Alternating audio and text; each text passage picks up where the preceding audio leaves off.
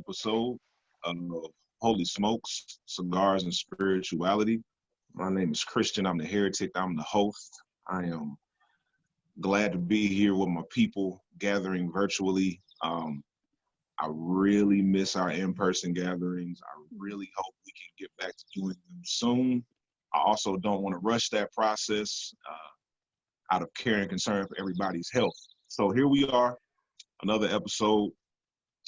This particular week, we're taking a detour from what we had planned on because life happens, and we had a whole run of episodes we were going to do to introduce Holy Smokes, Cigars and Spirituality to the world, but things happen. So here we are, and in light of how the issue of race and privilege is playing out in the midst of this pandemic, we decided to come together and just unpack that a little bit. So this particular episode, that's what we're talking about. And I'm excited to do it here with my friends because I wouldn't feel safe having this conversation. I don't want to say safe. I wouldn't feel comfortable having this conversation with just anybody. So I'm grateful for my cast. So I'm going to go ahead, tell you what I'm smoking and what I'm drinking today, because I need both. Amen. Praise the Lord. This has been a trying week. So I'm going to tell you, I'm having my Placencia Alma Forte. This one is by Rocky Patel. It has become one of my favorite sticks. I had it a couple of years ago and didn't appreciate it. Then I had it a couple of months ago and was like, man, this is amazing. So this is what I'm smoking on today. And then in honor of the Kingmaker, who's not here today, I'm having his signature drink, Cafe Royale. It is coffee, creamer, agave, and I put this Henry McKenna in there. So that's how I finished off my Cafe Royale. This Henry McKenna is probably the best value purchase I've made as far as bourbon is concerned. The pandemic has made me a bourbon collector. So I've gotten into like these different bourbons and stuff. This Henry McKenna is good enough to sip, but I got it for $12 so I can mix it and not feel guilty. So that's what I'm smoking. That's what I'm drinking. I'm glad to be here. Let's go ahead and kick it over to Nikki, and then Tiger, and then Grayson, and then Karema, and then Myron. Y'all introduce yourselves. Tell us what you're smoking, what you're drinking, and we'll get into it. Hey y'all, Nikki Hardeman here, and today I am smoking a Camacho Connecticut. It's a Honduran cigar. It's mild, which is where I tend to kind of live, and it's quite good. I've had it a couple of times, so I commend it to all of you. And I am drinking Karema's signature drink today. Warmed up a little honey, mixed in some lemon, and poured on some Uncle Nearest. And so Uncle Nearest has definitely become, I mean, it's just good. And you feel good drinking it. So for lots of different reasons. So it's good to be here with y'all. I've missed you the last few episodes. So glad to be back. Good morning, Holy Smokes family. I'm Tiger Gibson. This morning I am drinking Parson Proof coffee. So a few months ago I was at Myron's house and he's like, I'm gonna make you an incredible coffee. And I was like, look, I know everything there is about coffee. There's nothing better than the one I make at the crib. And he gave it to me. I said, what is that? He's like, Parsons Proof, baby. And I've loved it ever since. And I treat it, I don't do too much, just enough to know that it's there, because I don't know when I'm gonna get some more. So I'm ready to get into a great conversation with you all today. And I miss being with you all physically. Hey everyone, I am Grayson Hester, also known as the Pundit. My pronouns, as you can see on my name, are he, him. And I am not drinking or I'm not smoking anything, because to have wine in this would be enough for my mom, who I am currently staying with during this pandemic. But what I am drinking is Night Owl coffee from the Corner Cup in Tucker, Georgia. I get it shipped here where I am in Tennessee because I want to support them. And like Nikki said, you feel good drinking it. And then I am drinking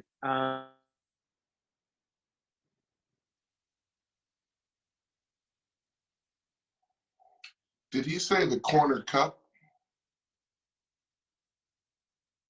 Yeah. Okay. Yeah. I think we had that coffee one time before. Yeah, So that's the local business. Yeah, in Tucker. Tucker, Georgia. Grayson, go Yeah. ahead and start your introduction from the beginning, and Okay. we'll just edit that piece. Okay. If that happens again, I might have to change locations because to get closer to the router. Anyway, hi everyone. My name is Grayson Hester, also known as the Pundit. My pronouns are he, him, and I'm coming at you from Jefferson City, Tennessee, in Appalachia, home state of Leslie Jordan, who has saved us this quarantine. So I'm just gonna say, well, shit, what are y'all doing? I promise you, I was about to ask you to say that. I swear I was. Like, one more time, I need you to say, what are y'all doing? Well, shit, what y'all doing?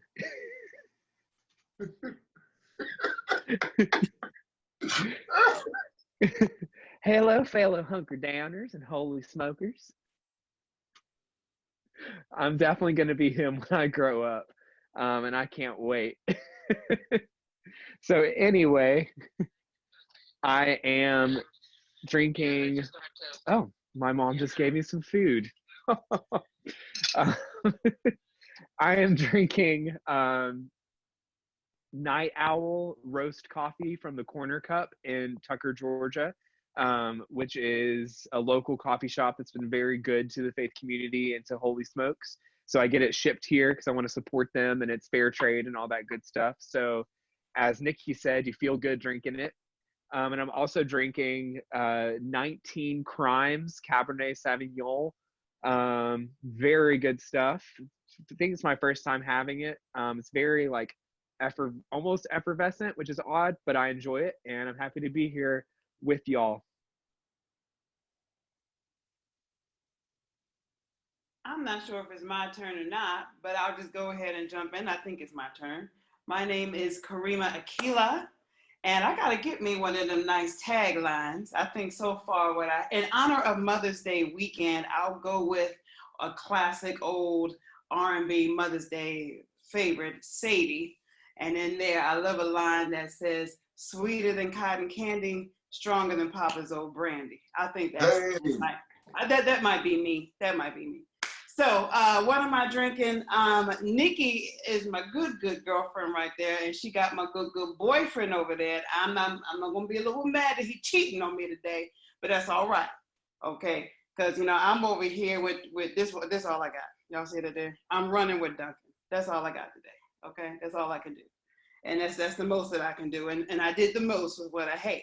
Okay, put a little extra sugar in there, a little extra cream, make me feel a little special, But I'm so happy to be here with you guys. I miss you all so much and can't wait for the world to open up again. We're going to be like Nettie and Celie, when we see each other again from across the field. It's going to be wonderful. Me and you must never part, So just happy to be with y'all today, and so happy to jump into another great intellectual conversation. I just have to say that the message of Holy Smokes is spreading, and the feedback that I'm getting from people has been tremendous, and they are loving the intellectual, intelligent, and dynamic conversation. So I can't wait to get at it again.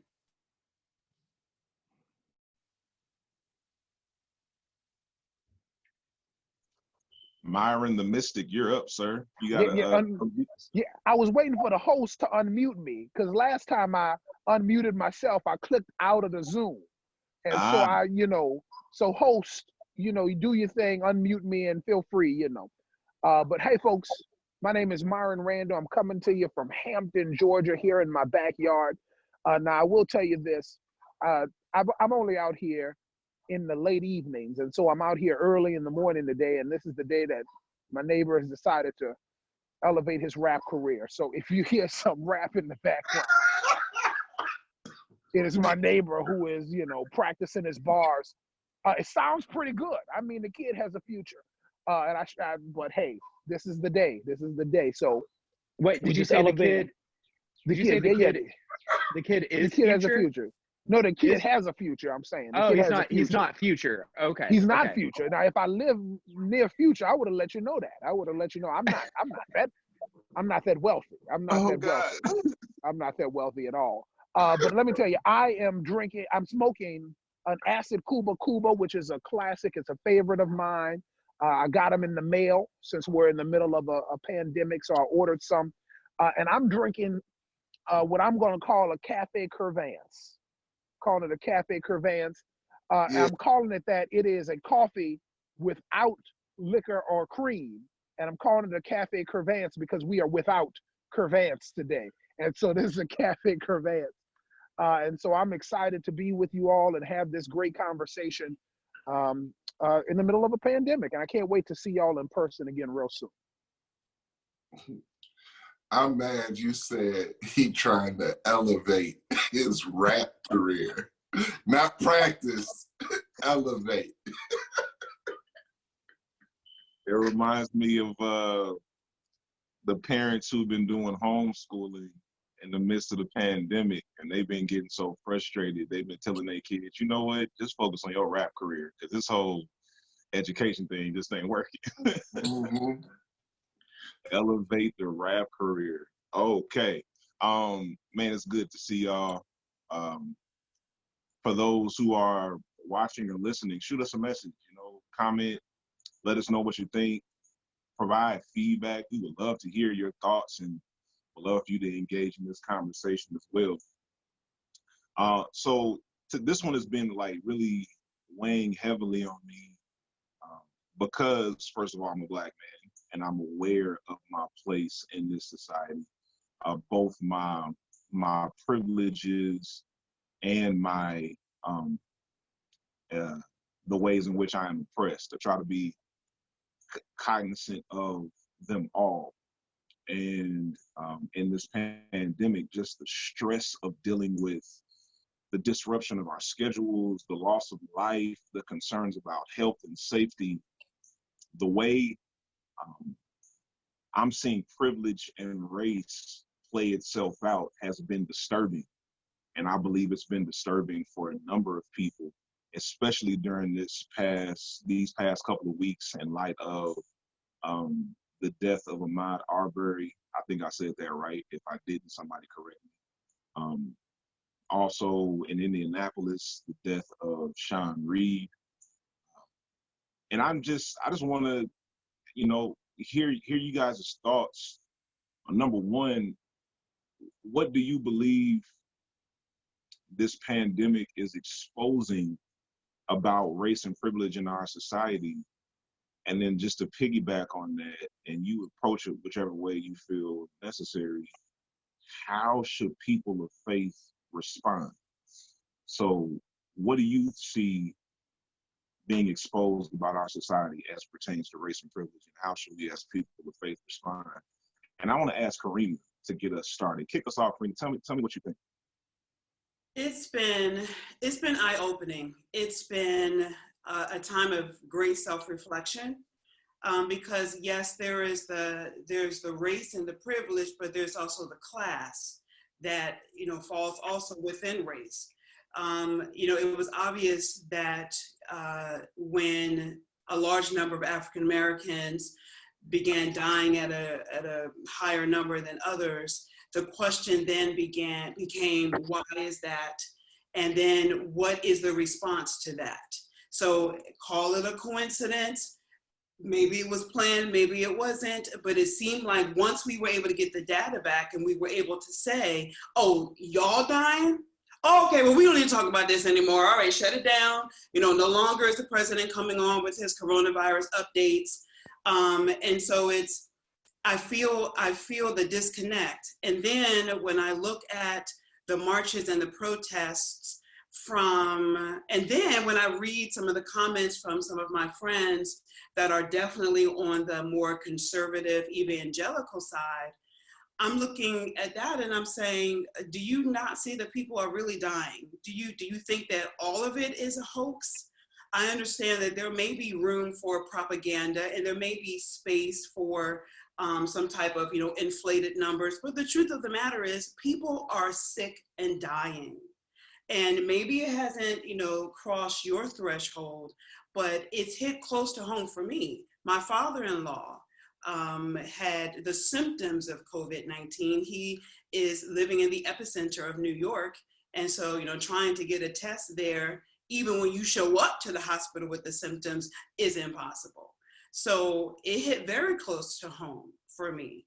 And so when I see some of my white, conservative, evangelical friends that are acting as if they don't see it, it doesn't matter, we just need to open up the whole entire country and just let everybody get back to their lives.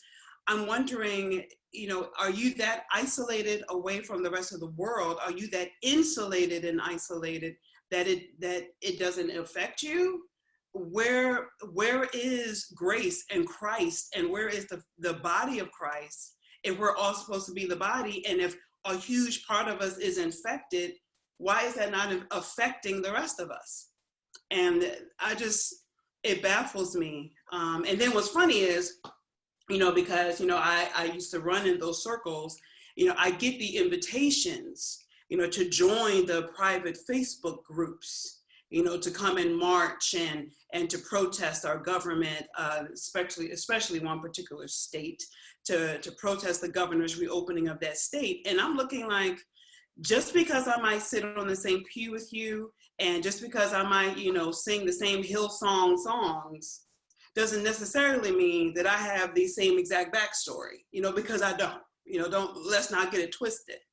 All of this right here, this just didn't, happen like this overnight. There's a whole story that comes with all this chocolate right here. And it comes with a community that I feel is being neglected. And then you throw on top of that what just happened, to Ahmad, and it's like, what the hell? So that's all I got for right now. Yeah, what the hell? That's a great way to put it. What the hell? It reminds me of Nikki's closing words in the Watch Your Mouth episode. Like, can somebody please call bullshit? Somebody in power, can you please call it? Because Nikki, you were about to say something. I might have just lobbed that over to you because really your words resonate with me right now. No, I've been saying bullshit a lot lately. No, I think as I have been paying attention and watching and looking at the data, it has only confirmed, right, this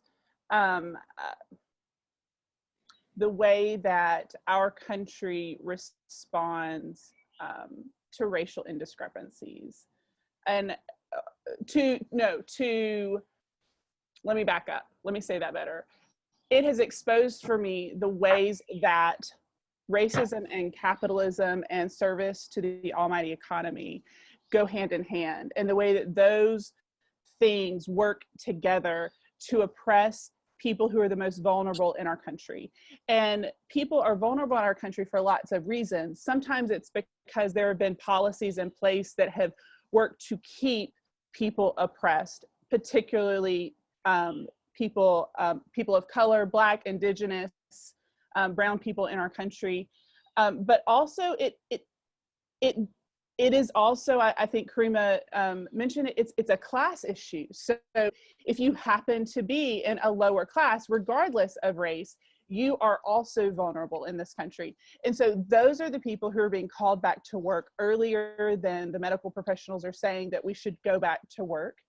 And the people who are calling for the economy to reopen are calling for those service industries to be open because they want their haircut, or they want to go get their nails done, or they want some other service because they're uncomfortable. Because they can't have those same kind of services that they are accustomed to having. And as far as I can tell, it doesn't matter to those who are calling for the reopening early who has to be sacrificed for that. And I know that that is a reality that has existed in our country from the beginning, but what has bothered me so much over the last month is that it is a narrative that is now said out loud and unquestioned. We have had political leaders of our country say, some people are just going to have to die. We have to open the economy. And these are people who profess to walk a Christian faith. And I don't understand how you reconcile that with a Christian faith at all. Those two things are diabolically opposed. And so that's where I am. I think there are plenty of other ways that we could support our failing economy by supporting every individual in the country rather than big corporations, but that gets into a whole nother big conversation. But there are so many other solutions other than telling those who are in those service industries, sorry, you're just going to have to go back to work. And if you get sick, good luck. Yeah, you said a couple of things that really jumped out at me. Like, you said there are other options, and I agree with you. I also recognize that the strength of our economy has always been built on exploiting lower class people. So the only way we know to operate in our economy is through the exploitation of poor people, Black and brown people, immigrants who we don't want to be here unless they're serving our selfish purposes. And I think when we consider the economy as a whole from the beginning, that's how it's operated. And then to see this whole concept of profits over people, like we are more concerned with the Dow Jones than we are concerned for the actual livelihood. Now, I'm not just livelihood, life, like breath in their body. Like, we're more concerned with profits than people actually living is a concern. And I'm gonna say this, and then I want to hand it off. I want to let Tiger say something. In my opinion, saying it's diametrically opposed to the Christian faith to operate this way, I agree, but it also depends on what version of Christianity you practice. Because Christianity is so diverse, especially when we base it on people's interpretation of scripture. Because, wait a minute, so Tevin is doing the dollar jar, and he says, I owe it. Do I owe $1, Tevin? What did I say? What do you mean? Nikki said that. Nikki said diametrically opposed, didn't she? I think I said diabolically opposed. Is that the right word? Did I use the wrong word? Nikki said diabolically. Kristian said diametrically. So diametrically gets $1. Look, man, listen, you're supposed to keep track of everybody but me. Don't call me out for words. Now he's talking about privilege, just to call everyone else but me pastoral privilege. Ugh. Exactly. So meaning it's the exact opposite, right, of what it's supposed to be. So yes, to say put poor I people will to work. charge Nikki $1 for using the wrong word. Okay, all right. So now it's not just me by myself. See, now I feel better. I'm See, not being Kristian, called. you're the leader of the Holy Smokes movement, so you got to take the hit, Doc. I mean, it's you. I set myself up for that. I You get it. did. You did. So with all these different versions of Christianity, you can build a version that supports that, and you can find scriptures to justify it. So the question is, in my opinion, when we consider that, what version of Christianity are we practicing? Like, what are our basic core beliefs about our faith? Because I believe a lot of the people who are suggesting put the poor people back to work and let them die don't practice the same version of Christianity that I do. And that's just my thought on that in particular. Tiger, I want to hear what you got to say.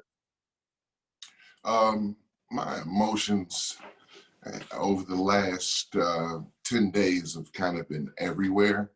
And I thought for my own mental health, I decided to just unplug. You know, I had to cut off CNN, and I just started watching, you know, The Office. I started watching The Good Place. I just Yes, unplugged. The Good Place.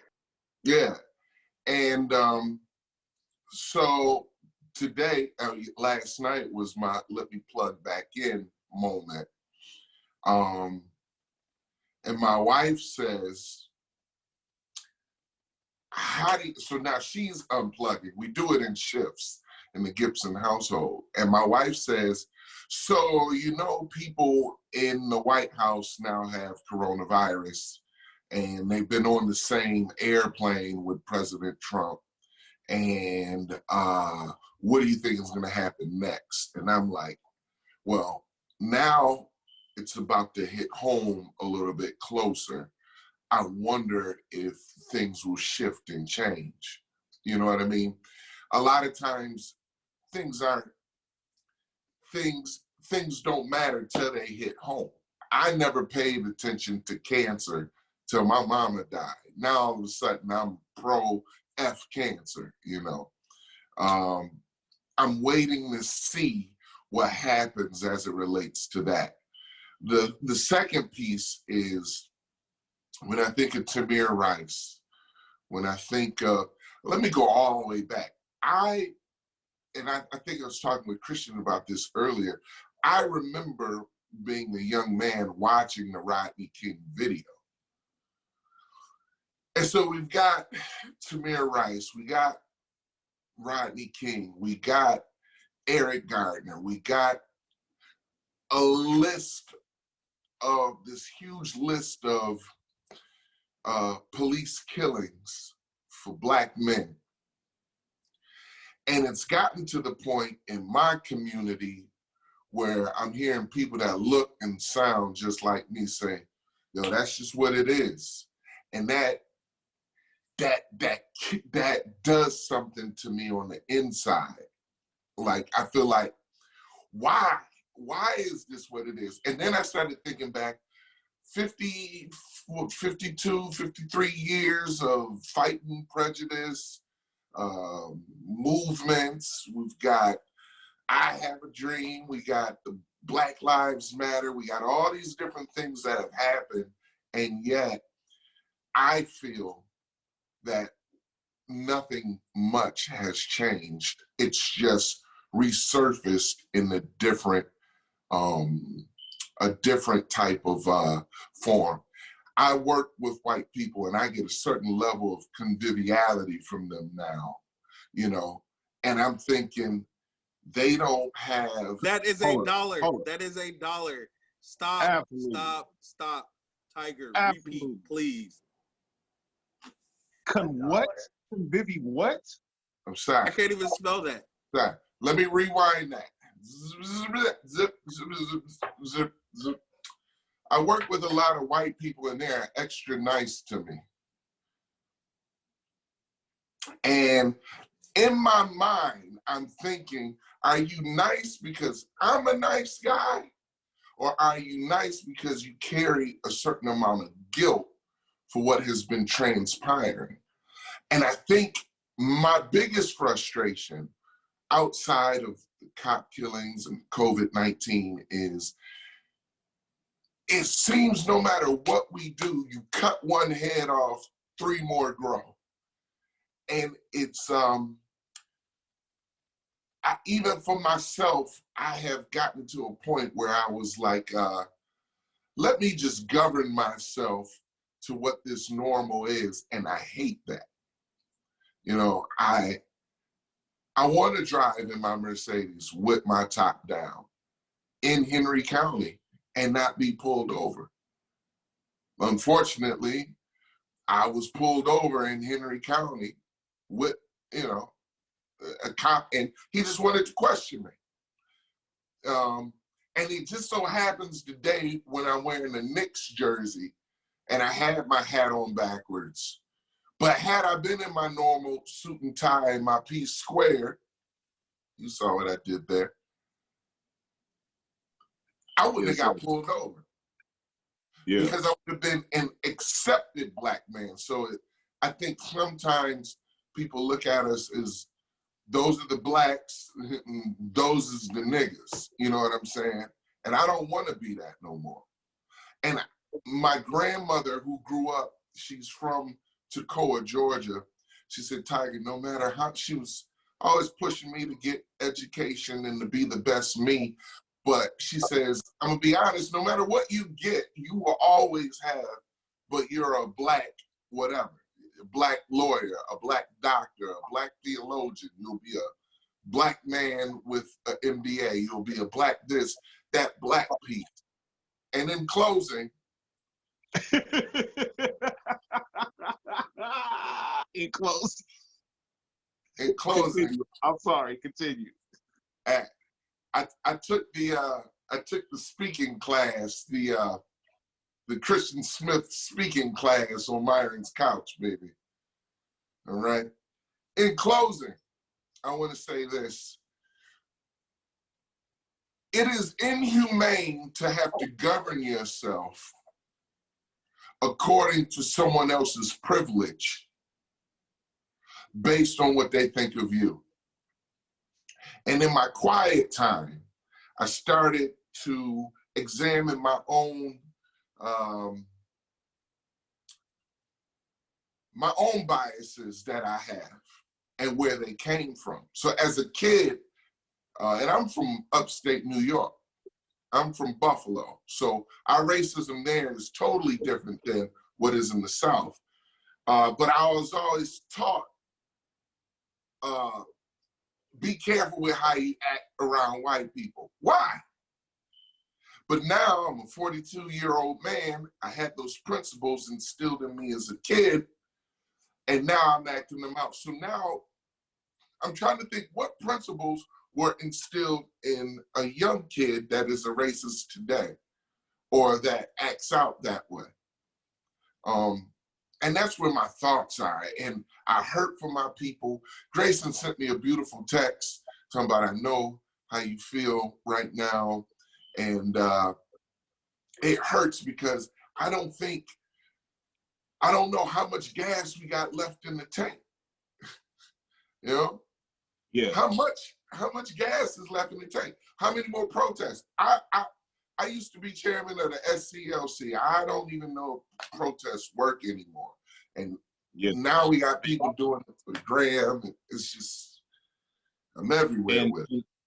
I think a major point there, Tiger, is that some people think a lot of this stuff is new. A lot of people outside of the Black and brown community who think this type of brutality and injustice just started recently when we could film it. Right. But you go back to Rodney King, and we can go back to Rodney. Yeah, even before that. So I'm a pastor.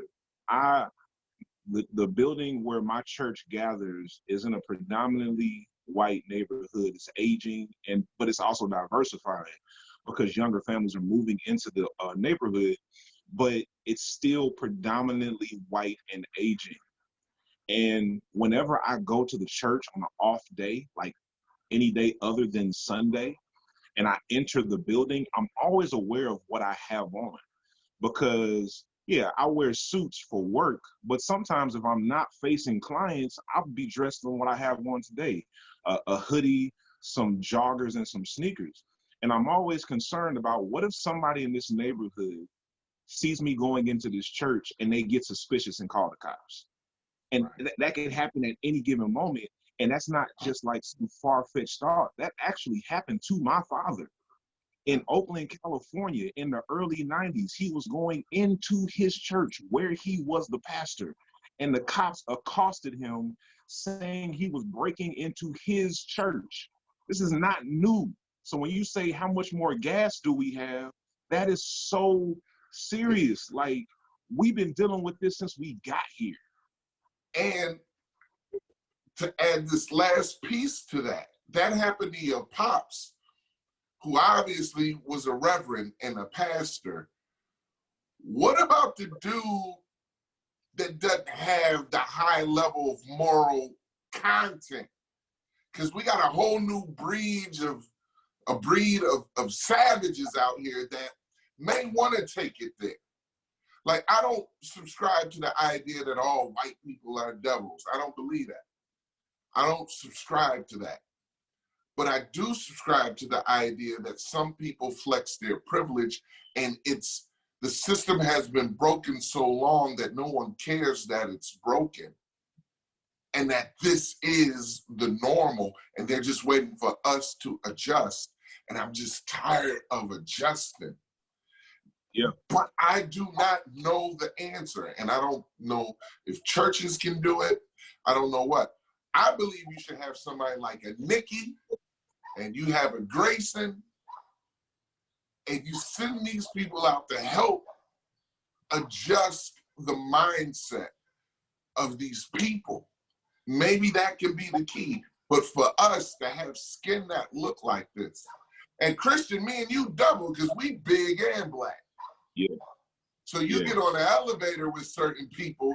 I remember a lady one time, I was getting on the elevator, and she clenched her little purse, and I looked at that lady, said, "Lady, my pocket square costs more than your life." Raggedy purse, the leather peeling. You know what I'm saying? It was a P squared pocket square, wasn't it? It was P squared. Hey, I got the P square pocket square. I'm wearing Curvance Ross cologne, baby. Ain't nobody about to steal your purse. You know what I mean? But we big and black. Yeah. So that's my double. Can I hop in here? I want to hop in. I want to do two things. The first thing I want to do is I think we need to pause and celebrate Tiger Gibson, who got his MBA and would be graduating, I guess, today. But because of the pandemic, he cannot be walking across the stage. So congratulations, Tiger, for that. Getting a degree in the middle of a pandemic. So congratulations, man. But I also, isn't that great? I'm so proud of you, brother. But I want to talk about, I think there's only one way I can do this, and it's by telling a story, right? I think we have to confront the myth of strength. Kristian, you talked about the strength of our economy.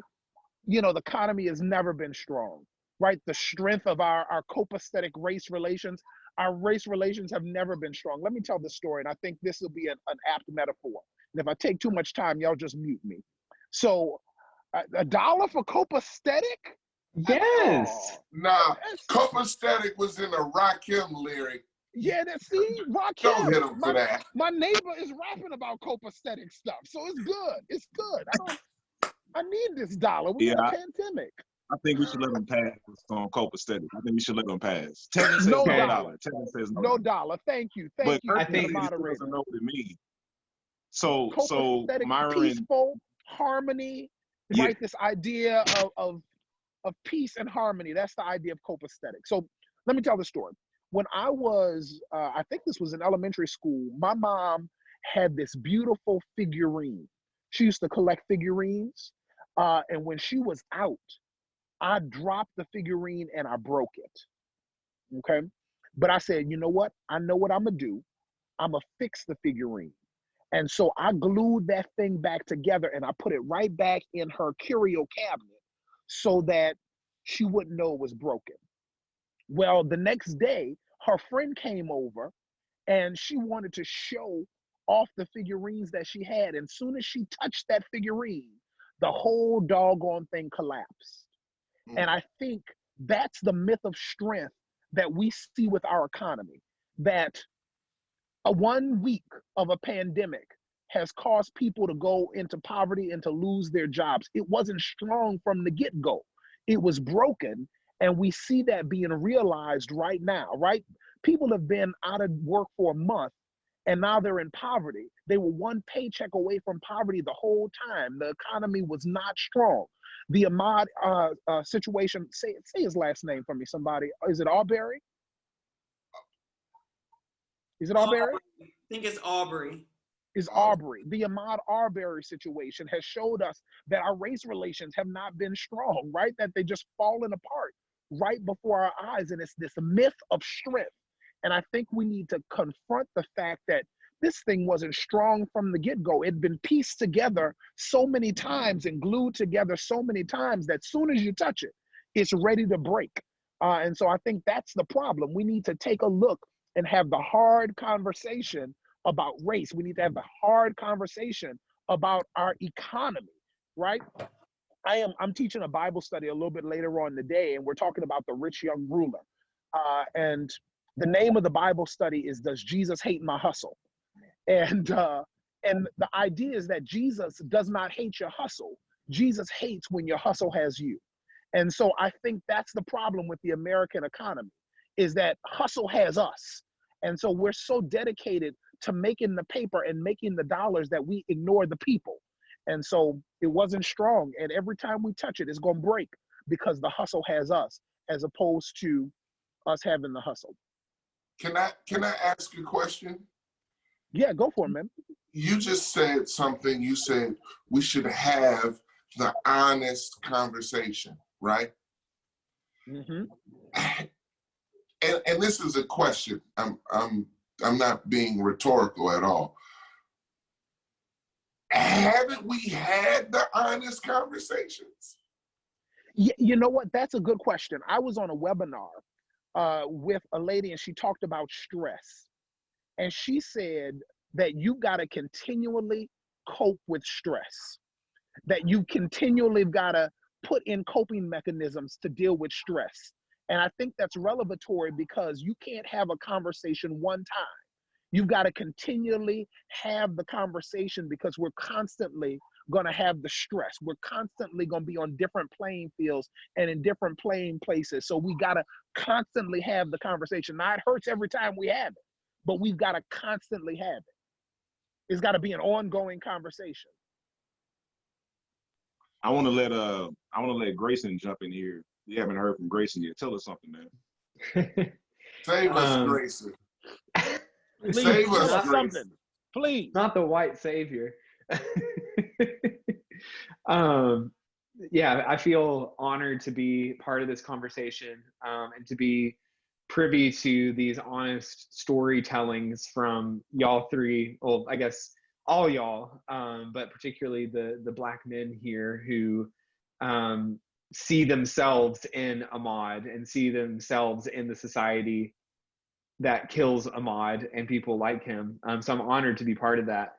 And the way, I don't know, what I think about, I've been thinking a lot because there's nowhere for me to go, and I think a lot anyway. And so I have been bothered, as y'all have, in different ways. I've been disturbed. I've been calling bullshit a lot. And where I come in from the hopeful side is that when people jokingly call this the apocalypse, I mean, people have been talking in exaggerated ways online because that's what it lends itself to, and have been doing so since probably 2015 in earnest. But people are actually telling something when they say 2020 is a dumpster fire, 2020 is the end of the world or 2020 is the apocalypse. It's like, yeah, it actually is. And so where I come at it from, hopefully not a like privileged, naive, white optimism perspective. Hopefully this is like genuine hope that there is so much that's being put on Front Street right now. Like there are so many figurines that are getting touched and shattered.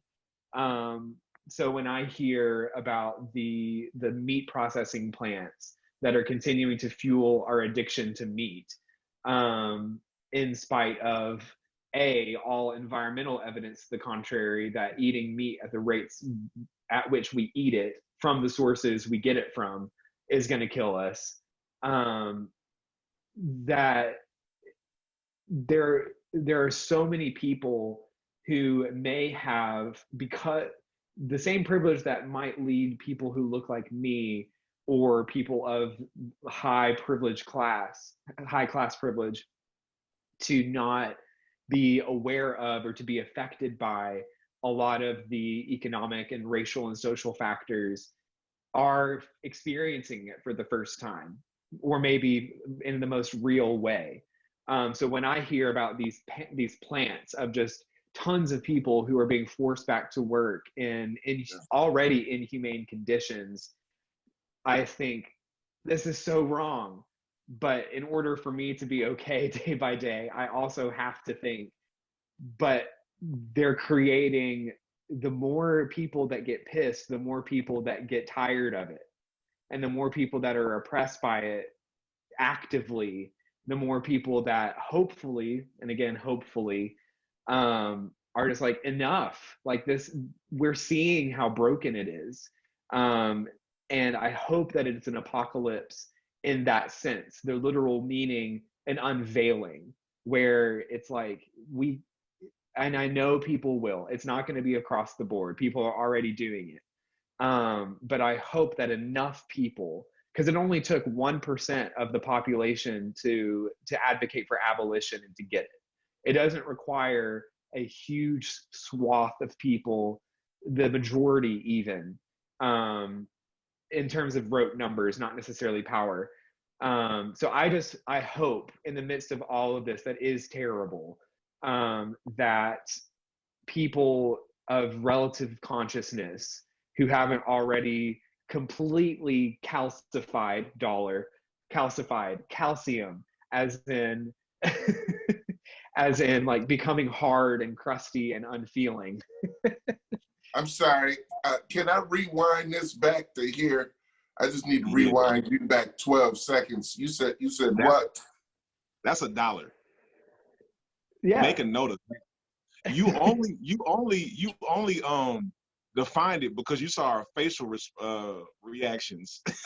No, I knew it would be. Instead of me going, what's another word? I was like, let's just drive this train into oblivion.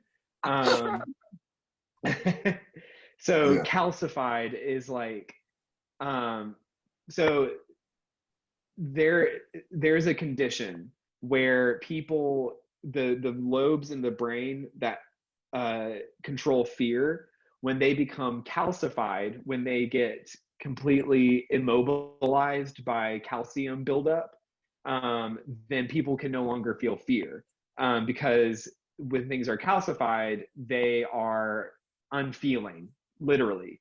And so I think some people are just completely calcified and would prefer untruth, would prefer hoaxes and bullshit, because at least it doesn't make them feel pain.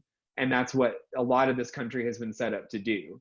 And so people would prefer an unfeeling fantasy to a painful reality. And so I see it as, and I see you, Tiger, I'm almost done. No, I had a question to ask you. Yeah, what's up? Well, I'll finish your statement. And so in some ways, I see whatever privilege has built you, and what privilege, whatever it is, I see it almost as like, you know, those sculptors who could see like a big granite slab and then can see a statue within there and chip away at it. I see it as privilege almost like insulates us from humanity. Privilege insulates us from feeling empathy, from feeling humanity, from seeing it. Privilege is justification for apathy, because it's like people who see Ahmaud get shot and murdered and are just like, not all white people, or not all lives matter. That's privilege doing as it does, deflecting people from the human within the granite slab. And so I think to have those conversations, it does require a chipping away at all of this inhuman, calcified stone privilege to actually find the humanity within. Tiger, what were you going to ask him, man? I was going to ask, do you think the injustice that we receive from those, let's say, who have privilege, and I'm talking about like our government, right? The injustices that we see from that, do you think it's coming from a nefarious place, or they just don't know? Do you think it's one of those, they just don't know? No, you can't say nefarious and just like keep going. What's wrong with y'all today? What are you talking about? I said nefarious. Nikki, is that what Nikki talking about? Yes. Rewind. Hold on, great. And I've used nefarious a million times, people. Well, you're gonna have to define it again. What is nefarious, Tiger? Nefarious means to come from an evil place, an evil motive, with evil intent. Evil, gotcha. Evil intent. I think we can all understand that. Let's go. Right. Do you think it's coming from do you think it's coming from an evil place, or do they just don't know?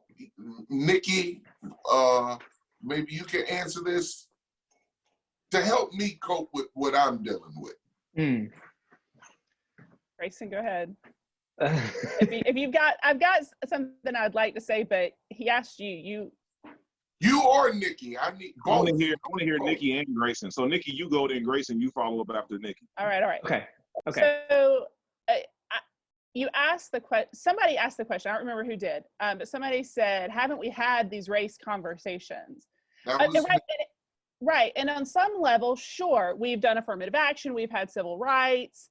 You know, the Emancipation Proclamation across. We can look at the history, and there have been moments across our country's existence where we have had these conversations. Absolutely.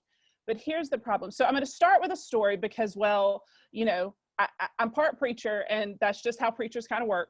So I have a friend. She pastors a church in South Georgia, and she and I were talking one day, and she said, we've had some problems with our building, and we had somebody come out and look at it, and it looks like the people who built this building, well, they just didn't do it right, and the walls are literally going to fall in on the church. This church has been standing for a long time, but the negligent craftsmanship of this building is coming to fruition.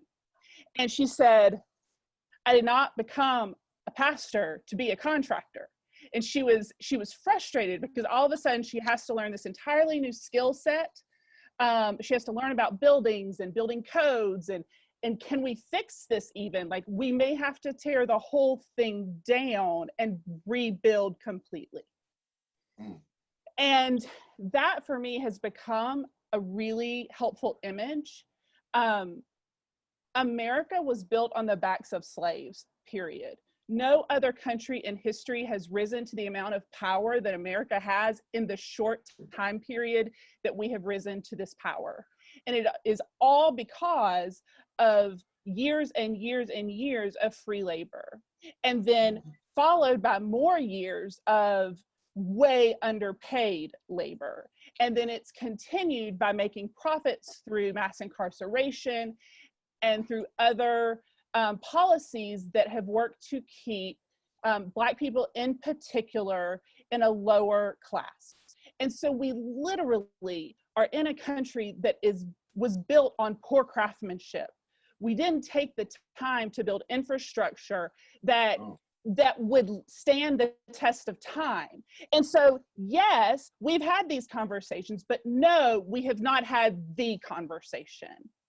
And we've not talked about how our country has been built, and we've put out this narrative that we are the best country in the world, and other countries around the world have said, well, yeah, obviously you have the biggest military, you have the biggest economy, we're all coming to you for help when we need it, so obviously you're the best. Well, I call bullshit. It's bullshit. And Myron said it earlier. He said it's the myth of the strength of our economy, and that's true. It's because we have built an economy that has relied on putting other people down. And all of that is coming to fruition, and we're looking at it and the walls are about to fall in on it. At least that's what it seems like and it feels like. And if we don't have that conversation, if we don't talk about how we got to where we are, then it's never going to work. And I get the resistance, because none of us were a part of slavery. I didn't own slaves. Like, I didn't build that system, but I have benefited from it. Right? Like, where I sit in life. Yep. Right? And so we have to confront the ways that our house has been built poorly, and it's not gonna stand like that forever. It's just not. Yeah. So I'm gonna kick it over to Grayson. That was everything, Nikki. Hey, Kristian. Yeah. I think we found our clip to show. Of course. That's easy. I've already seen quite a few. That's why I sit next to Nikki at Holy Smokes, y'all, because y'all, that was something. Yeah, Nikki, you a damn good preacher. That's what we need to know. You a damn good preacher. Absolutely. I love my stories. I love my stories. So I just want to address vocabulary here, because I don't like the term our system is broken. Our system is not broken. Our system is fragile. It was constructed to perform exactly as it does for only a few people to benefit. That's better. To give off, to give off this impression. That's a good way to look at it. Yeah, to give off this impression that anybody can make it in our society. But in our society, and the way our system is set up, it's only for the privileged and the exceptional. So we have this this concept of the exceptional Negro, and that when one Negro makes it, it's like all of us make it. So Oprah's a billionaire, so that means any Black person can be a billionaire. Obama became president, so any Black person can become president. Racial strife is over. The system is not broken. It's functioning exactly how it was designed to function. It was just poorly crafted, and it's fragile. But in order for only a few people to benefit, it has to be fragile. It has to be fragile, because then you're crushing everybody that's holding it up. So it's not broken, it's just fragile. I want to hand it over to Grayson though, so he can respond to Tiger's question. Yeah, and Nikki, that was awesome. I don't have much. I could talk for a long time, because A, I'm an extrovert, and B, haven't had people to talk to. So if I'm vomiting all over y'all, just say, "Oh, white man, stop." But yeah, I think to get to, and I'm not saying this as any critique of Nikki, that was awesome, but I think to speak more directly to your question, I'm gonna quote, if Karema has her boyfriend Uncle Nearest, I have my boyfriend James Baldwin, because I always reference him, and he did date more white men than not, and so he could have been my boyfriend. I'm not whitewashing, I'm just talking the truth.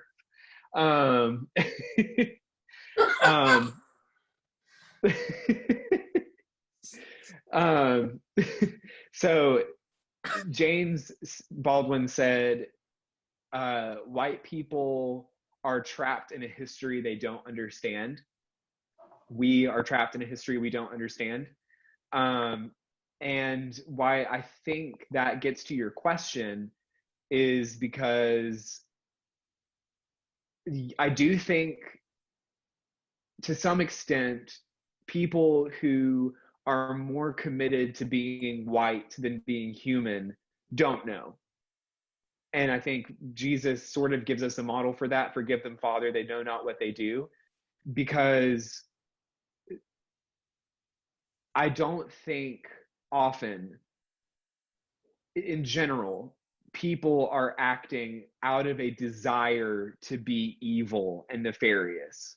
Like, I don't think it's like the cartoon villains who are like, see, I'm going to build a parking lot. I think it's more people have been so distorted and have been so dehumanized within themselves. Because James Baldwin also says, whatever happens, this is a paraphrase, but whatever happens to a white person who can kill a black person, like was done to Ahmaud Arbery, whatever happened to that white person to allow them to do that is much worse than anything they could ever do to a black person. Because I am convinced that Ahmaud's soul is fine. Obviously, it's a tragedy, it's an injustice, but whatever happened to the McMichael family, their soul is dead. I'm not saying they're going to hell. I'm not saying they're condemned, but your soul has to die for you to be able to do that. And when your soul dies, you act in ways that you have convinced yourself are for some greater good, which is only great for you. And so you're acting out of a denial of evil while perpetuating the evil that you claim you don't see. And I think that is what whiteness does. It tells us that we discovered America, that Christopher Columbus in 1492 sailed the ocean blue and just happened to discover this patch of land. And the people who are already living there were like, oh, okay, what happened to them? Like, and then just happened to be like, and then, you know, we had some slaves, which was an inevitable reality, as we all know, just like America was. America was an inevitable reality that we just birthed unto the world. And then slavery, it happened, but it was supposed to happen. And then emancipation and yada, yada, yada, Martin Luther King, yada, yada, yada, Obama, and it's all better now. And I think that just contributes to, by design, the acting in evil ways convinced that they are the good ways. And so I think it is nefarious and I think it is evil, but it is such because people have been willfully distorted to not view it as such. I saw a meme with this, I don't know the context of the picture, but I saw a meme where there's this white guy and he has a pistol in an open carry position and he has his hand on the pistol, right? In front of him, well, it wasn't a meme, it was a picture. In front of him is a police officer, and the police officer is like this, trying to talk to the guy. The other white guy is fired up. He looked like Yosemite Sam. He's ready to let shots fly. Got his hand on his open carry pistol, which is in a holster on his hip, and the police officer is like, hey, like he wants to talk him down. If that was me, and let's say I was reaching for my wallet, not I'd be full of bullet holes. That's how I feel. Where in the human mind, I'd be dead, actually. Where in the human mind, or maybe is it a moral thing where they look at the two different sections of this guy, let's talk him down, him, oh, he's reaching, fill him up with bullet holes. Where, how does that happen? And these are the people that are supposed to protect everyone.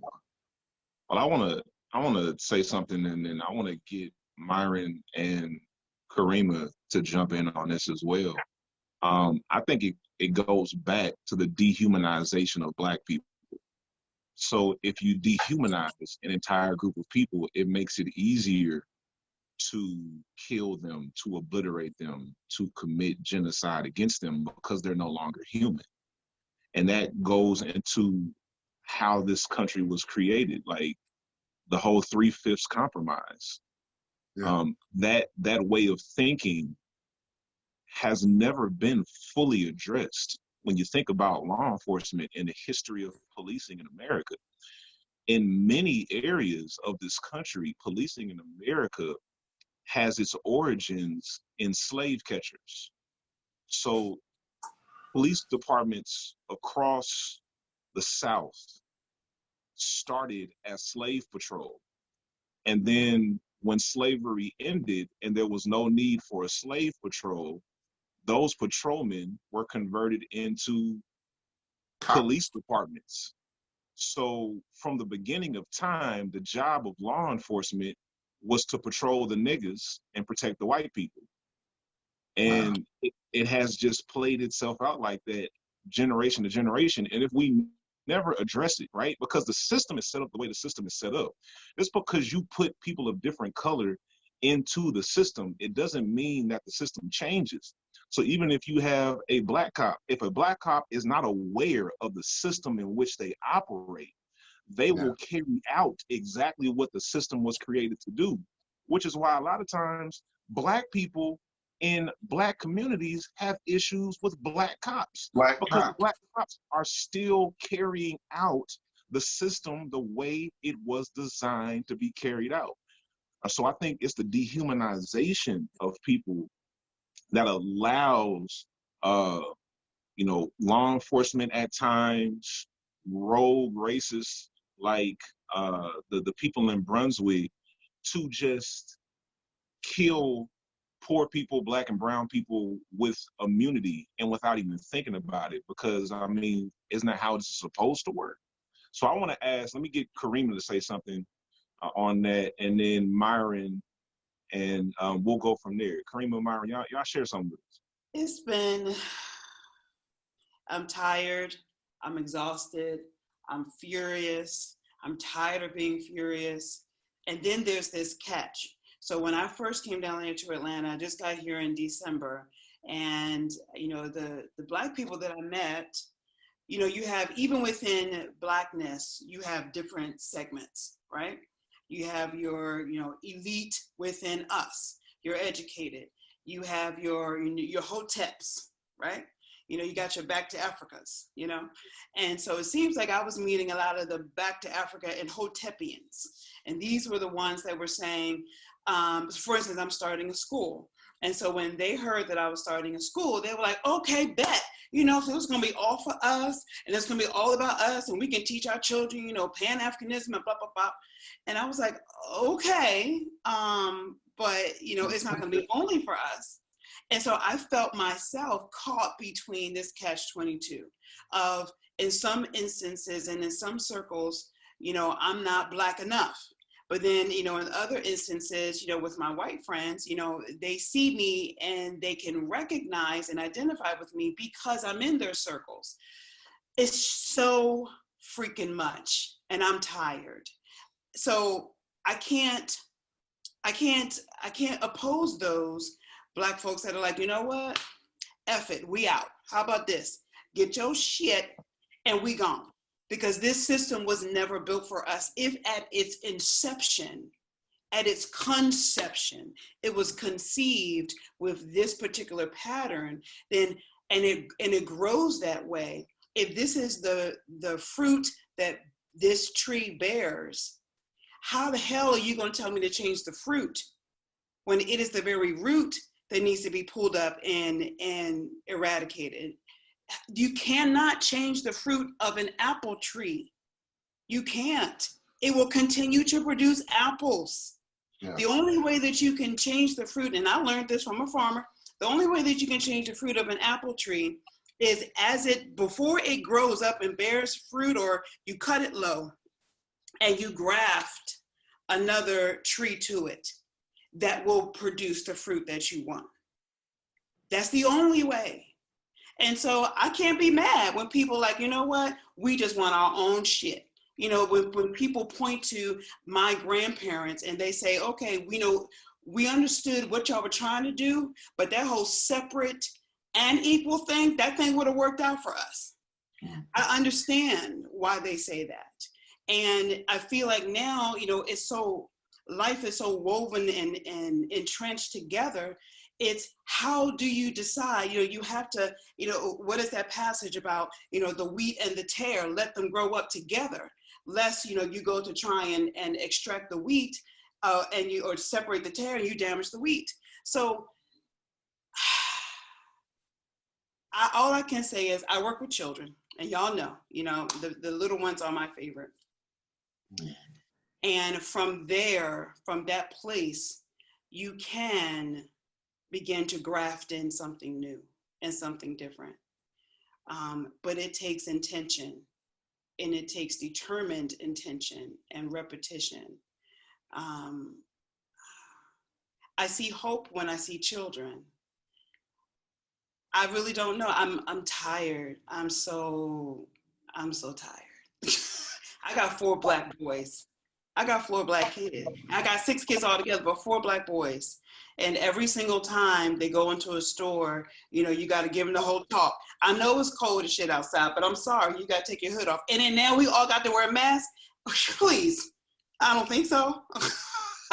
No. So it's so much, but I think that you know what Nikki said is so true. And in order to get to a place of some type of new beginning, we have to address and continue to address what this country was built upon. We cannot expect something different as long as this system still remains. Is the answer we pull away and start our own something?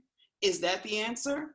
I don't know, but in the meantime, I'm tired. Yeah, tired is the word. Tired is I'm sending you a hug. The word. Yeah, Woo! virtual hug for Karema. I need that too, for real. Here's for everyone. Let's hear what Myron has to say, man. Talk to us, Miss. Certainly, I'm glad you said that, because I'm about to go mystical real fast. I'm about to go spiritual. I want to say, Grayson, you have helped me so much. And Grayson always helps me, but in your last few comments, you really did help me.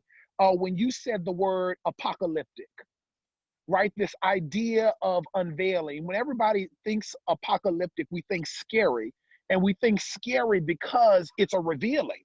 It's basically the shit being laid bare. And I have been struggling on how to pray through this pandemic. What do I pray and how do I pray? And that's what I think I want to pray for. I want to pray that this becomes an American apocalypse, that the Lord allows the shit to be laid bare, that he shows us who we really are, that he shows us the truth about ourselves, but not just an American apocalypse, but can we have personal apocalypses as well? Right, Lord, will you show us the truth about ourselves? I'm going to pray that for my white brothers and sisters. Lord, show them the truth about themselves. Let the shit be laid bare so that we can see who we are underneath what we say we are. So that's how I'm going to pray. I'm going to pray that we have an apocalypse. I want a personal apocalypse. I want an American apocalypse. I want you to have an apocalypse. You can't build on a foundation that you don't know what's underneath, right? That whole church metaphor that Nikki gave us. If you don't know if the studs can support you, you can't build there. If you don't know that the foundation is not firm, you can't build there. So God, give us an apocalypse. Let the shit be laid bare. Unveil what's going on in our country. Unveil what's going on in our hearts. Unveil what's going on in our world. So I rest. That's so good. That is so good. Kareem said in the comments, let the shit hit the fan. Yes, in Jesus' name. Just let the in Jesus' name, right? So I want to share this and then get you all thoughts as we really consider the second part of that question. I read a memo that came from a district attorney in Georgia who had his hands on the Ahmaud Arbery case. And this particular attorney recused himself because of some complaints from the family about conflicts of interest.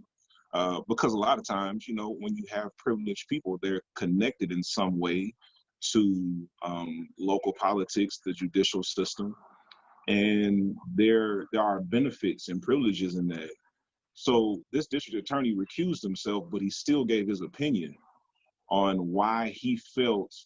What was the name of the murderers? The McMichaels? Is that what it was? McMichaels, Gregory and Travis. Yeah. So he gave his opinion on why they should not be arrested, and I read this entire memo. And what this memo exposed to me is that the problem with the way our governmental system carries out the law is the same problem that the church has with how we carry out scripture. Because the law is just as open to interpretation as is scripture. So I believe it starts with, what is your intrinsic internal motive for how you are carrying this out? If you use the law to explain away how 3 white men can get their guns, chase down a black man while he's jogging through his neighborhood, box him in with their guns in hand, loaded, ready to shoot, and then when he tries to do whatever he can to preserve his life, you use the law to interpret that as they were defending themselves. They got guns and chased him down, but they were defending themselves. And that is your interpretation of the law. That suggests to me you went into your interpretive practice with the wrong motives to begin with, the same way we do in church. If you go to the scriptures and your intent is to demonize a group of people, you can find ways to interpret the scripture to demonize whoever you want to. If you want to demonize black people, you can find ways to do it in how you interpret scripture. If you want to demonize LGBTQ plus persons, you can do it with your approach to how you interpret scripture. If you want to demonize or diminish women, you can do it with how you interpret scripture. And I believe that is one of the problems with the system right now. How are people approaching their interpretation of the law? I think that's what happened in the Trayvon Martin case. That's what happens in all of these cases where black and brown bodies are murdered in the streets. And then we get all of these political pundits and experts in the law who find ways to justify it. You've gone into your interpretive process with nefarious motives. And I believe it's when a prosecutor tries to become a defendant, a defense attorney, you know? Exactly. And not only that, Kristian, but Jackie Johnson, who was the Glenn County DA, the arrest, I read it in the AJC, the Atlanta Journal-Constitution, for those listening. And I don't mean to interrupt, but I think this will just add to your point that police officers actually did, back in February, did bring the idea, I forget the legalese, the correct wording, but did bring to Jackie Johnson we need to arrest these guys. And she said no, because Gregory McMichael used to be an investigator in her office. And so she stopped the arrest from happening because she wanted to protect her friend, which is exactly what you're saying. Exactly. Wait, where did you see that at? The AJC. The AJC. So my question is, with that in mind, right, the different ways we can interpret the law, the different ways we can interpret scripture, and then use that interpretation to mobilize us into action, how should people of faith, black, white, male, female, rich, poor, how should people of faith be responding to how we see race and privilege being played out during this pandemic?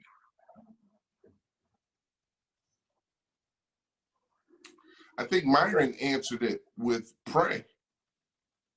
pray for that apocalyptic shift for people personally, for the government, and for people who don't look like you. I think that's the only thing. As a person of faith, but I'm not gonna lie and say and make it seem like I'm just peachy keen over here either. Like, even as a person of faith, the pandemic itself is tough, right? Just pandemic alone. But to see this story, when the story populated, first thing I thought was, how you find time in a pandemic where every person on the planet is fighting for their next breath to do an act like this? Like, I was really looking forward during this pandemic to see peace. So I think as a person of faith, prayer is the only thing, but I don't even know how God will react to even that type of prayer. But even with prayer, sometimes for me, and I believe in prayer.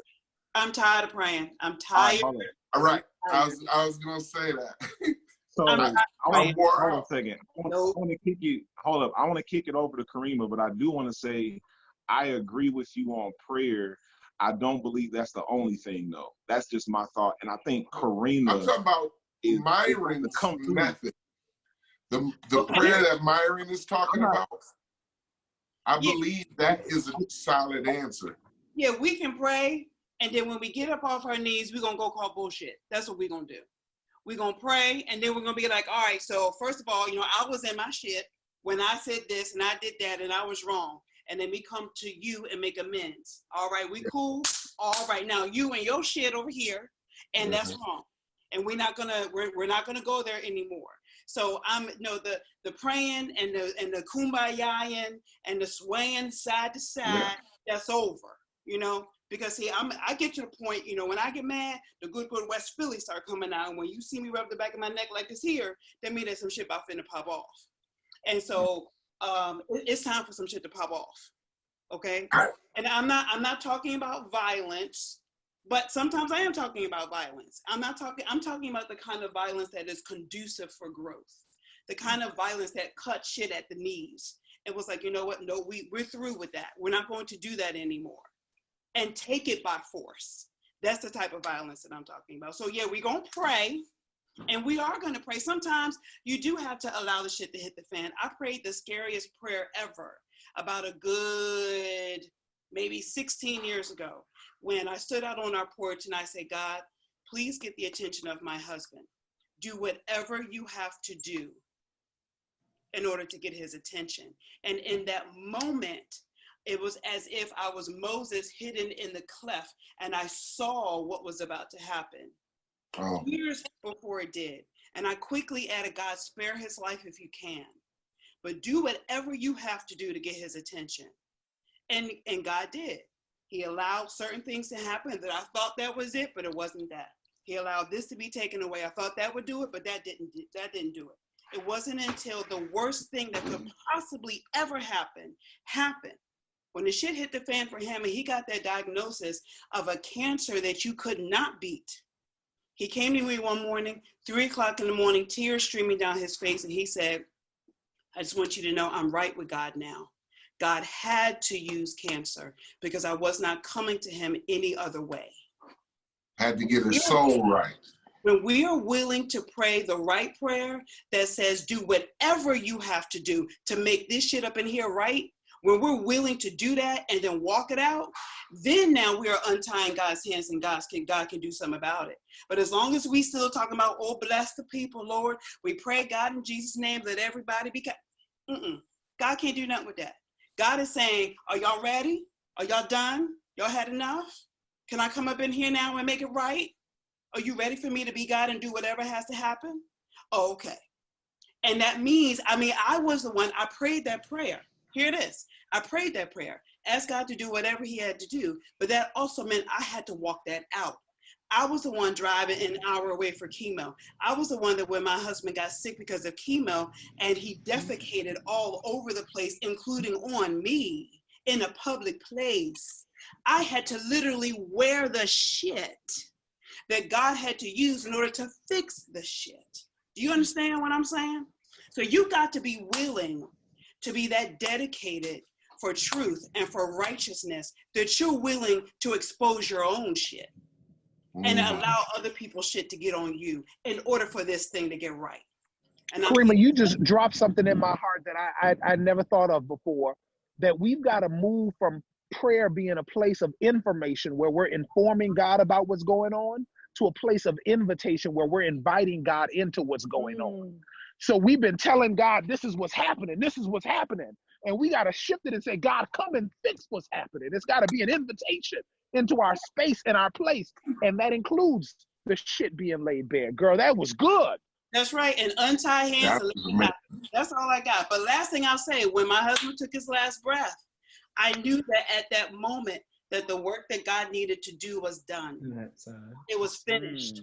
He preached his last couple of months of his life. He got on YouTube and he preached sermons.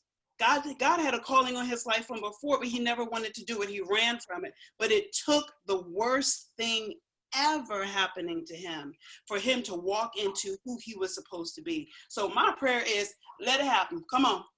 What I got to do, you know, what I need to do. But come on in the room, Jesus. Come on in the room. Come on up in here. Mm-hmm. Yep. I just want to point out that was very inspirational, and listening to you talk just gave me like a second win. Karema. I really was sad, and hearing you when you said you had to wear it for a moment, thank you. You just really helped me. Oh, and Myron, that's gone. That information to invitation, don't even use it no more. That's a Tiger Gibson classic. It will be Sunday. You think I'm not going to look in that camera and say, and God, what's the shift from? Giving him information to invitation. You think I'm not going to make that mine? Tiger, I might have to charge you for that one. That was good, brother. I might have to charge you. I'll drop my cash app for you at the end of this, all right? I want to let Grayson say something real quick, because we're gonna come back to him in a second. So Grayson, take a moment to share something, and then I want Nikki to share her thoughts. Myron, if you have any other thoughts after Nikki, I want you to share them, and then we're gonna wrap it up. Yeah, Karema, that was I felt a lot of things with that, namely the spirit. And yeah, that gave me a second win too. And I completely agree. Hold on a second. Just had a lot of technical difficulties today, my bad. Okay. Can y'all hear me? Cool. So yeah, I think I just think the Western world, and America in particular, has no tolerance for paradox while living in the most irrational paradoxes, and has no it values rationality so much to the extent that it's irrational, because it was at the height of the Enlightenment that racism was born. The height of paradox. Paradox is when two things that seemingly can't be true are put together, like somebody being both human and divine, that then creates its own truth. And so I think we live in this paradox of, God, uproot this tree. God, we're tired of eating apples. We're tired of eating crab apples. They're sour. They're not good for us. Like, they might give us calories, but they taste bad. They're very small, and I'm tired of it. And so it's like we're praying this, but we're also praying, but God, keep the tree. Like, I don't want anything to happen to the tree. I'm scared of what might happen to the tree, but I'm tired of eating the fruit. And so I'm with you, like, and I recognize, you know, coming from a privileged position where it will likely be a more theoretical thing for me. whatever happens, whatever is happening. Like, my income hasn't been disrupted.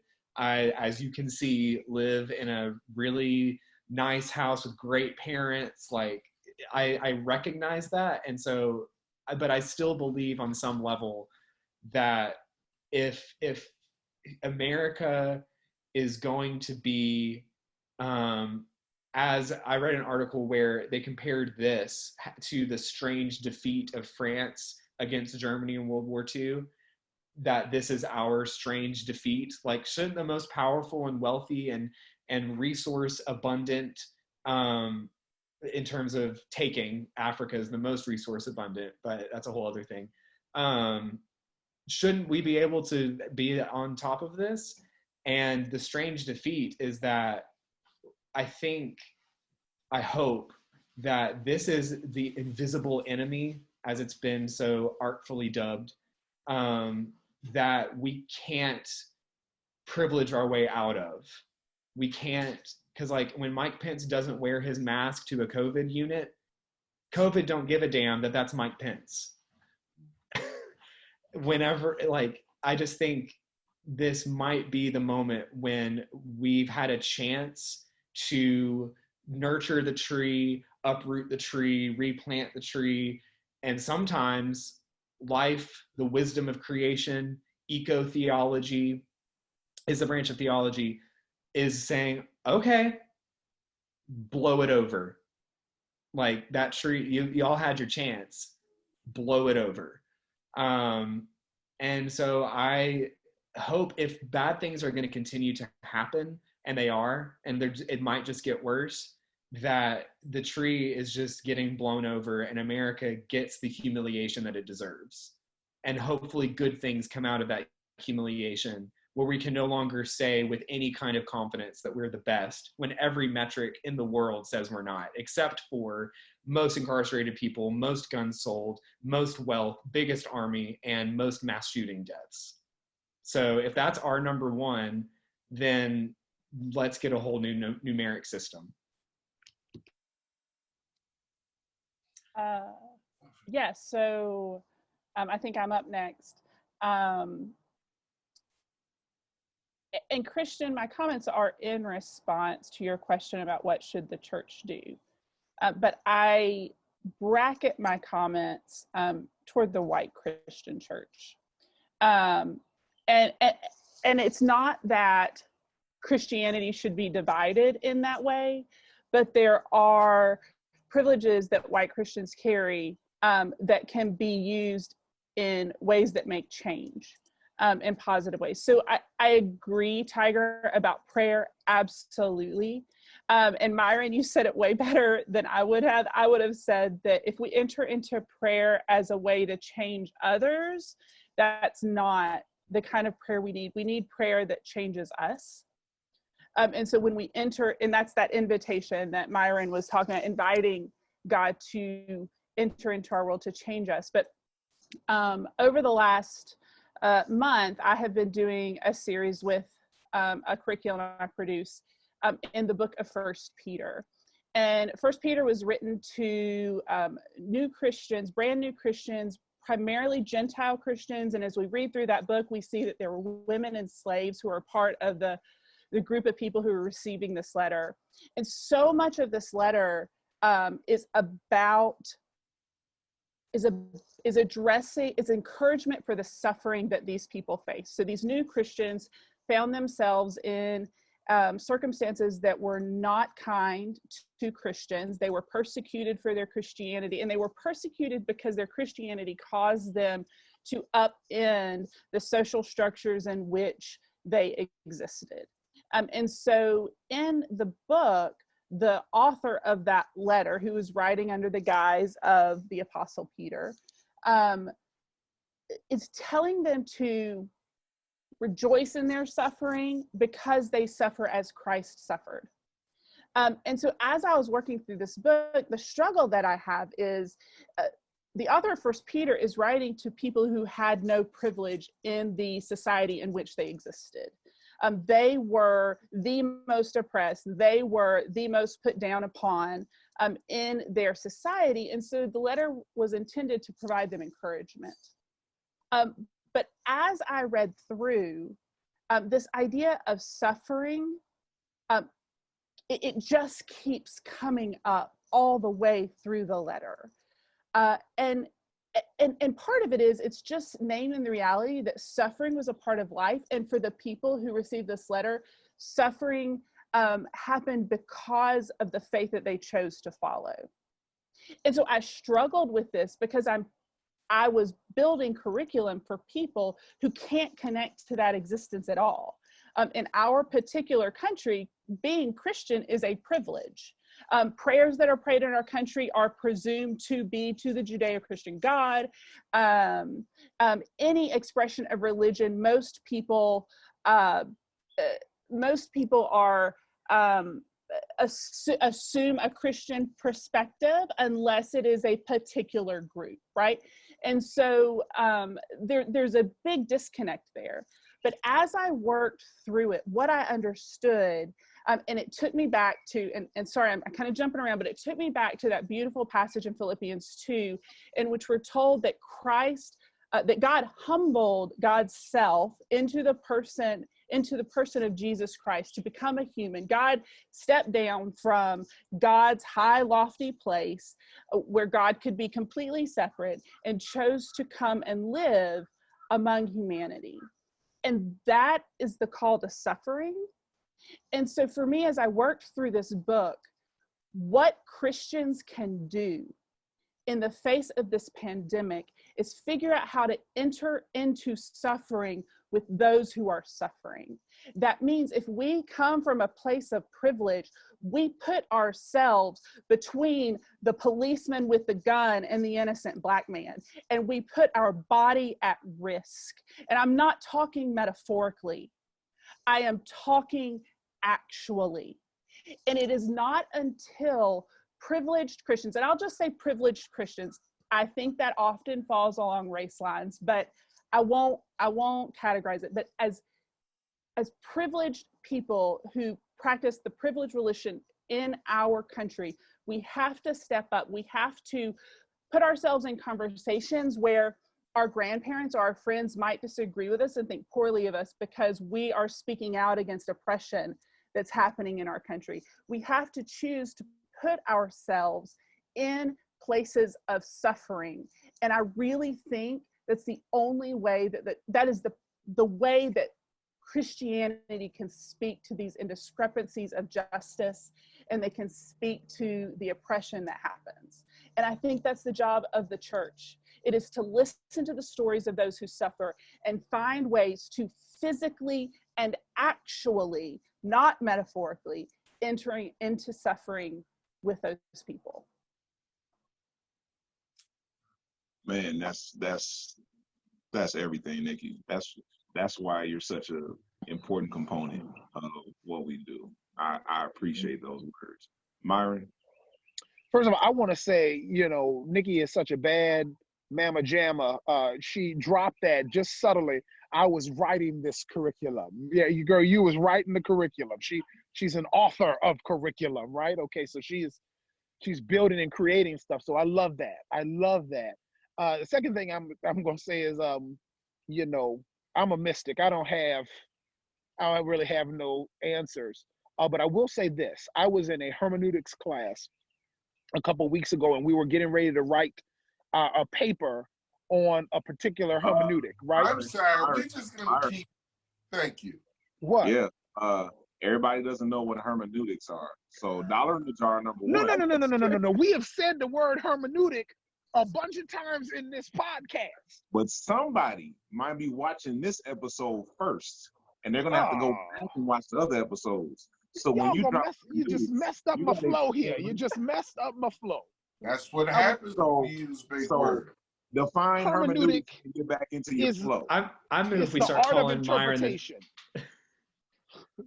It's the art and science of interpretation, right? That we mainly use that word for biblical interpretation, but hermeneutic can be used and applied to any literary source. It is the art and science of interpretation. So I was in a biblical hermeneutics class, okay? And we're getting ready to write our hermeneutics paper. And the professor gave us these instructions before we wrote the paper. He said, I want you all to write in first person. And normally in academic writing, you write in third person. You write as this kind of removed narrator. And he said, I want you to write in third person because everybody has bias. And I want you to acknowledge your bias.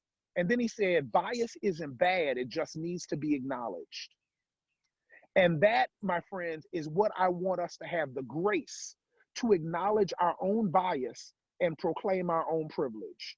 Because I've got a bias, you've got a bias, and that bias comes from our lives, right? From the point of view that we have grown up in, the point of view where we were raised and all of that, that bias is built into us. But we need all of those biases to find the truth. So God give us the grace to acknowledge our bias and proclaim our privilege. And that's all I've got. This is why Holy Smoke, Cigars and Spirituality is one of my favorite things on the planet. Because of what you all bring to these conversations. And I also want to say that we really miss Greg and Kurt Vance today. Yes. The bearded sage and the Kingmaker. We miss you two and what you would have brought to this conversation. And we look forward to you guys reconvening with us when your schedule will allow. But I want to go ahead and wrap up this discussion. This was not an exhaustive discussion. There are so many different avenues we could have taken to unpack this. We like to let this happen organically, and I think what needed to be said in this episode was said.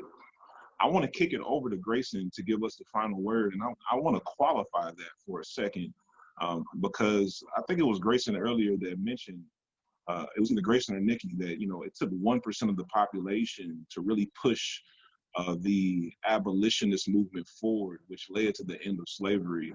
And I believe that systems of oppression can only be deconstructed when people with privilege and power speak up, stand up, and take action.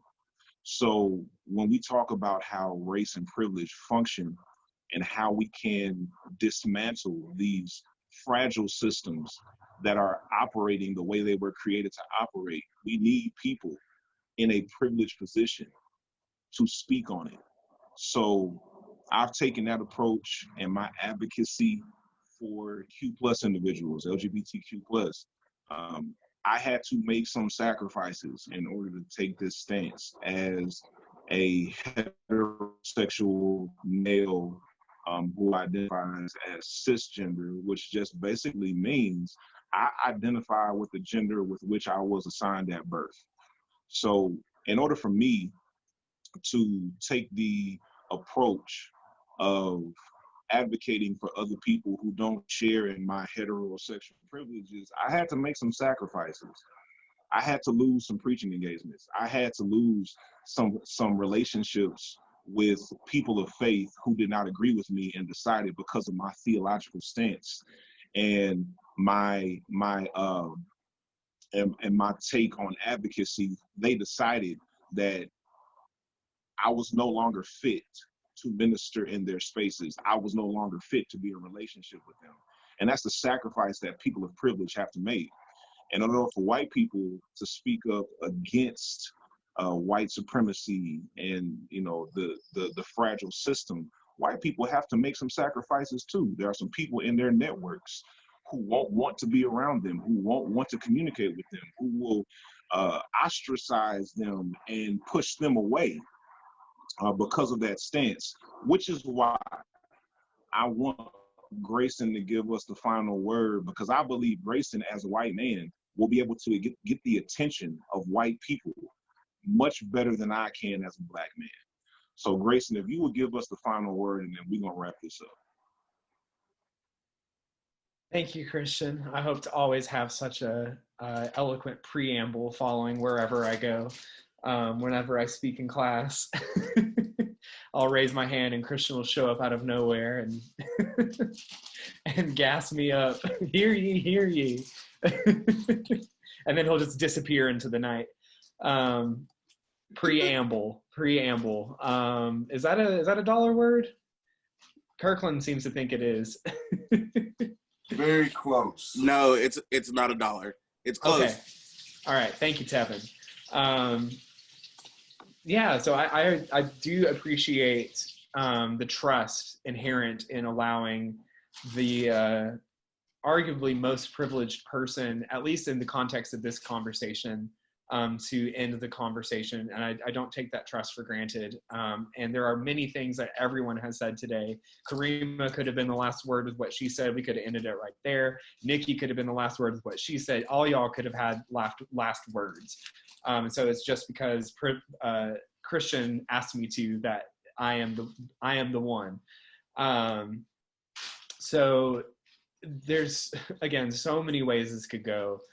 And since this is a conversation on race and privilege, I do at least want to acknowledge the ways in which this pandemic is impacting LGBTQ people who are being forced to shelter in place with non-affirming parents and in situations of loneliness and isolation where essentially their parents are their spiritual abusers. And this conversation isn't about that, and so I don't want to focus on that.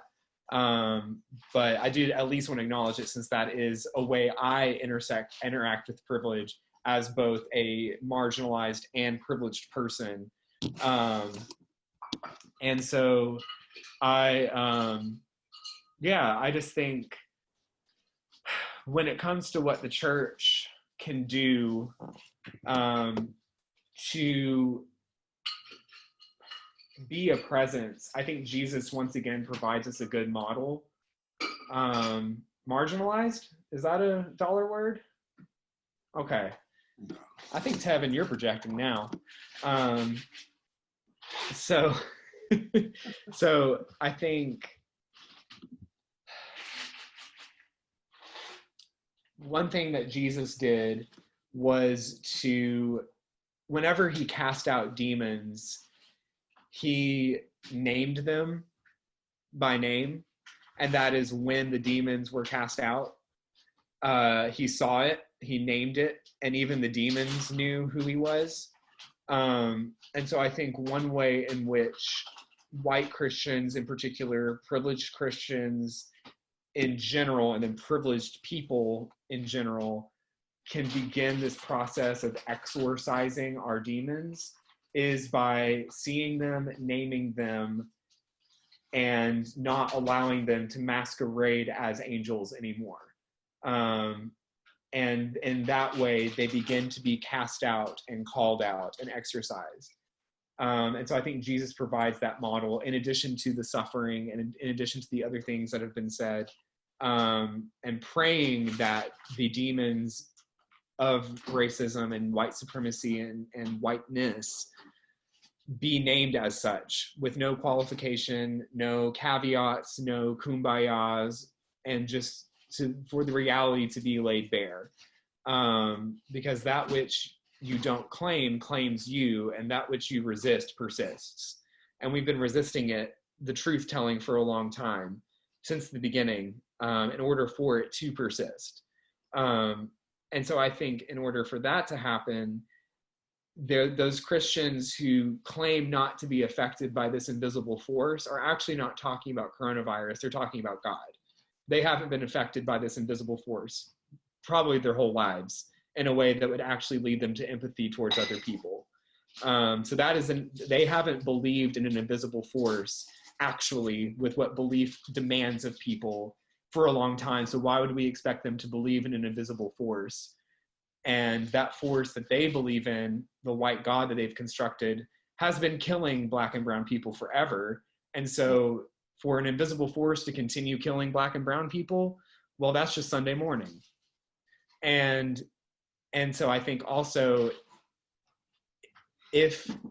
someone also said earlier that the death of people, poor people, and under that umbrella, Black and brown poor people, which does include poor white people, I think it is crucial to note that in the interest of coalition building,